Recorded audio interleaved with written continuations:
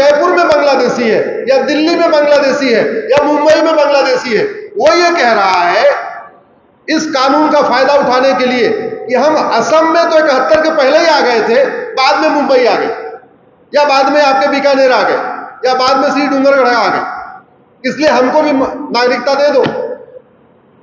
तो 60 लाख को तो उन्होंने डायरेक्ट फायदा पहुंचाया राजीव गांधी ने। 60 लाख बांग्लादेशियों को ये एक धारा जोड़ के सीधे सीधे घुसपैठियों को भारतीय बना दिया, और उसका इनडायरेक्ट फायदा बाकी घुसपैठिए उठा रहे। मैं क्यों कहता हूं समाज से ज्यादा पावरफुल शासन होता है। समाज सैकड़ों संगठन लग जाएं तो भी जो बेचारे अपना सब कुछ पाकिस्तान से छोड़ के हिंदू आते हैं, उनको आप नागरिकता दिला सकते हो क्या? जोर से बोलिए जरा, किसी को दिलाया क्या? जो पाकिस्तान, अफगानिस्तान, बांग्लादेश से अपना दुकान, मकान, खेत खलिहान छोड़ के भाग के आते हैं, केवल धर्म बचाने के लिए आते हैं, बहन बेटियों की इज्जत बचाने की खातिर सब कुछ छोड़ के आते हैं, उनको नागरिकता नहीं मिली। लेकिन राजीव गांधी ने एक सेक्शन 6 से जोड़ के 60 लाख घुसपैठियों को डायरेक्ट फायदा उठा दिया, और बाद वाले कह रहे हैं हम भी 71 के पहले आए। घुसपैठ हमारी राष्ट्रीय सुरक्षा के लिए खतरा है। घुसपैठ से डेमोग्राफी बदल रही है। जैसे धर्मांतरण से डेमोग्राफी बदल रही है, ऐसे घुसपैठ से भी डेमोग्राफी बदल रही है। लेकिन ऐसे विषयों पे न संसद में चर्चा हुई, न समाज में चर्चा हुई। टीवी चैनल वालों से तो कोई मतलब नहीं, उनको सुबह से शाम तक केवल तू मैं करना है बस। उनका जहां टीआरपी ज्यादा आएगी वो वाला उस विषय पे चर्चा करेंगे, बाकी पे करेंगे।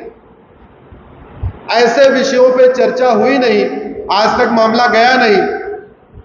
सुप्रीम कोर्ट में उसकी लड़ाई लड़ी जा रही है। मामला 5 जजों को रेफर हो गया है। 17 अक्टूबर से उसकी 5 जजों की बेंच सुनवाई करेगी। अगर ये सेक्शन 6 से खत्म नहीं हुआ तो याद रखिए भारत में एनआरसी सफल हो ही नहीं पाएगी। क्यों? क्योंकि जिसको पकड़ोगे वो कहेगा हम 71 के पहले आए थे। आप जिसको हाथ लगाओगे, चाहे बीकानेर में हाथ लगाओ या जोधपुर में हाथ लगाओ या उदयपुर में लगाओ या जयपुर में लगाओ, वो कहेगा हम 71 के पहले असम में आ गए थे, बाद में राजस्थान आ गए। लो जी, करते रहो। ये बहुत खतरनाक खेल खेला था। इसलिए मैं कहता हूं कांग्रेस ने संसद के अंदर इतने महापाप किए जितने अंग्रेजों ने नहीं किए थे। अंग्रेजों ने भी बहुत कानून बनाया, बहुत कानून बनाया। जो काम मुगलों ने तलवार के दम से किया था वो काम अंग्रेजों ने कानून बना के किया है, और वही काम कांग्रेस ने भी संसद में कानून बना के किया। ये तो हो गया 1985। अगले साल एक और महापाप। एक साहबानो महिला आती है 60 साल की, उसका पति उसको तलाक दे देता है। वो कहती है हमको कुछ पैसे दे दो, और जानते हैं कितना मांग रही थी? 125 रुपए। बोले मैं अपने बच्चों को कहां लेके जाऊंगी, ये 60 साल के बुढ़ऊ दूसरी शादी कर रहे, चलो दूसरी शादी करो, लेकिन हमको 125 रुपए दे दो। मामला मध्य प्रदेश से चलते चलते हाई कोर्ट होते होते सुप्रीम कोर्ट तक पहुंचा, और सुप्रीम कोर्ट ने कहा कि हाँ इसको 125 रुपए दो। लेकिन राजीव गांधी ने दूसरा एक फिर महापाप किया 1986 में, उस सुप्रीम कोर्ट के फैसले को पलट दिया। जबकि सुप्रीम कोर्ट ने कहा था इसको गुजारा भत्ता भी दो, इसके साथ साथ भारत में आर्टिकल 44 लागू करो, यानी यूनिफॉर्म सिविल कोड लागू करो। कौन कहे यूनिफॉर्म सिविल कोड लागू करने का? लेकिन कट्टरपंथियों, चरमपंथियों के दबाव में सीधे सीधे उन्होंने सुप्रीम कोर्ट का फैसला पलट दिया। लगातार उसी परंपरा को नरसिम्हा राव ने आगे रखा, जिनको आप लोग बड़ा बुद्धिजीवी मानते हो, बड़ा समझदार मानते हो, तिलकधारी मानते हो, बड़ा तिलक उलक लगाते थे।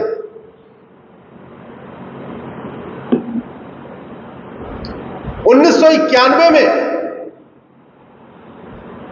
कांग्रेस की सरकार ने एक और महापाप किया। संसद के अंदर कानून बनाया, उसका नाम है पूजा स्थल कानून, प्लेस ऑफ वर्शिप एक्ट। नाम बड़ा प्यारा है, पूजा स्थल, आपको लगेगा मंदिरों के रखरखाव के लिए बनाया गया होगा।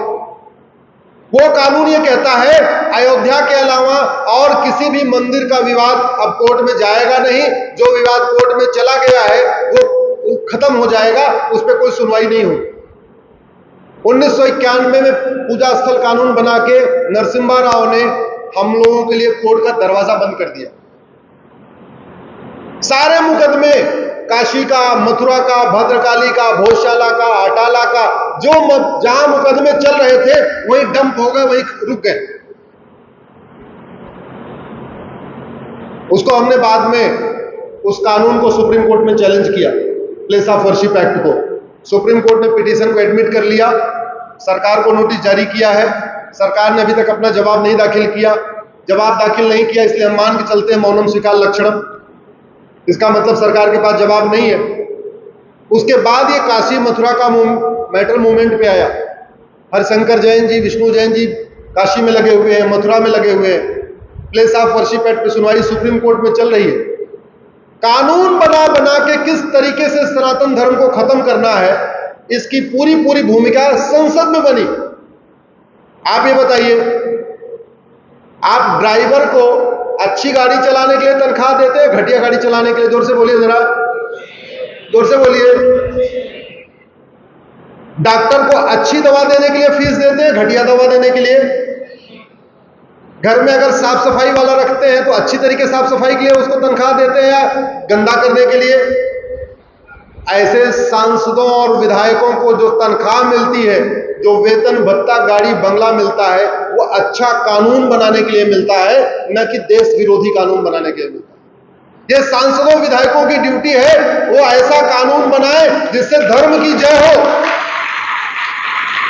ये सांसदों विधायकों की ड्यूटी है कि ऐसा कानून बनाए जिससे धर्म की, सांसदों विधायकों की ड्यूटी है ऐसा कानून बनाए जिससे अधर्म का, सांसदों विधायकों की ड्यूटी है ऐसी शिक्षा व्यवस्था स्थापित करें जिससे प्राणियों में, ये सांसदों विधायकों की सरकार की ड्यूटी है ऐसी नीतियां लागू करें जिससे विश्व का, लेकिन इसका ठीक उल्टा हुआ। इससे भी पेट नहीं भरा। अगले साल 1992 में फिर एक महापाप। मैं इसको महापाप इसलिए कहता हूं कि संसद को लोकतंत्र का मंदिर कहते हैं। बाहर अगर पाप होता है तो पाप है, लेकिन मंदिर में अगर पाप हो तो वो महापाप है। तो ये संसद में हुआ। 1992 में हिंदुओं को बांटने और मुस्लिम्स को फायदा पहुंचाने के लिए सरकार ने एक और कानून बनाया, उसको कहते हैं माइनॉरिटी कमीशन एक्ट। एक ही तीर से दो निशाना। मुस्लिम्स को फायदा खूब मिले इसके लिए वो कानून बना दिया। दूसरा, हिंदू आपस में जैन बौद्ध सिख में बंट जाए इसके लिए भी काम आया। एक ही तीर से दो निशाना। भारत के संविधान हिंदू जैन बौद्ध सिख सबको हिंदू मानता है। भारत के जितने भी कानून है वो हिंदू जैन बौद्ध सिख सबको क्या मानता है? ये पहला कानून बना जहां उन्होंने बोला हिंदू तो मेजॉरिटी है, जैन बौद्ध सिख माइनॉरिटी हो गए। एक ही तीर से दो निशान। इससे भी पेट नहीं भरा। अगले साल एक और खतरनाक कानून, वक्फ एक्ट। सुना वक्फ एक्ट के बारे में आपने? ऐसा खतरनाक कानून तो दुनिया के किसी इस्लामिक कंट्री में भी नहीं। पाकिस्तान, अफगानिस्तान, बांग्लादेश में भी ऐसा कानून नहीं। ऐसा कानून कि अगर वक्फ बोर्ड कह दे ये माहेश्वरी सदन वक्फ की है, तो आप उस वक्फ बोर्ड की नोटिस के खिलाफ श्री डूंगरगढ़ की तहसील में नहीं जा सकते, बीकानेर की डिस्ट्रिक्ट कोर्ट में नहीं जा सकते। आपको यहां से भागना पड़ेगा जयपुर, जो कितने किलोमीटर है यहां से? 300 किलोमीटर। और हाई कोर्ट भी नहीं जा सकते, सुप्रीम कोर्ट भी नहीं जा सकते उस नोटिस के खिलाफ। आपको उसी वक्फ बोर्ड के सामने जाना पड़ेगा जिसने आपको नोटिस भेजा। इसका मतलब वही चोर, वही दरोगा, वही जज। और उस वक्फ बोर्ड का कॉम्बिनेशन उसका जो हेड है वो भी मुस्लिम, उसका में एडवोकेट होगा वो भी मुस्लिम, एक उसमें आईएएस होगा वो भी मुस्लिम, एक उसमें जज होगा वो भी मुस्लिम, एक मुतवल्ली होगा वो भी मुस्लिम, 7 मेंबर का बोर्ड होगा, 7 के 7 सारों मुस्लिम। अब जो कह रहा है ये वक्फ बोर्ड माहेश्वरी सदन वक्फ बोर्ड का है, उसी के सामने आपको जाके सफाई देना। ऐसा घटिया कानून कांग्रेस की सरकार ने 1995 में बनाया था। मैंने 1991 के प्लेस ऑफ वर्शिप एक्ट को भी सुप्रीम कोर्ट में चैलेंज किया है, 1992 के माइनॉरिटी कमीशन एक्ट को भी सुप्रीम कोर्ट में चैलेंज किया है, 1995 के वक्फ एक्ट को भी चैलेंज किया है। और सबसे अच्छी बात यह है कि सोशल मीडिया पावरफुल हो गई। इसका फायदा यह हुआ कि वक्फ बोर्ड इतना खतरनाक कानून है, ये पूरे देश में फैल गया और पूरे देश में इस समय 120 PIL फाइल हो चुकी है अलग अलग हाई कोर्ट में। इसलिए जिन लोगों ने PIL फाइल किया है उनको भी धन्यवाद दूंगा। आपके डूंगरगढ़ के, इसलिए डूंगरगढ़ के ही एक पारस जैन जी है जो मुझे यहां लाए। किधर है भाई पारस जैन जी? हाथ उठा रहे, दिखाई नहीं दे रहे, कहां भाग गए? अच्छा, उन्होंने इंदौर हाई कोर्ट में चैलेंज किया। तो ऐसे देश भर में 120 PIL हो गई, लेकिन कानून एक दिन में बन जाता है। कोर्ट में लड़के उसको खत्म कराने के लिए 5 साल 6 साल लड़ना पड़ता है। तो हम तो अपनी लड़ाई लड़ी रहे, लेकिन आप अपनी लड़ाई लड़ोगे कि नहीं? जोर से बोलो जरा, लड़ोगे कि नहीं? लड़ने का 2 ही तरीका है, सड़क और सोशल मीडिया।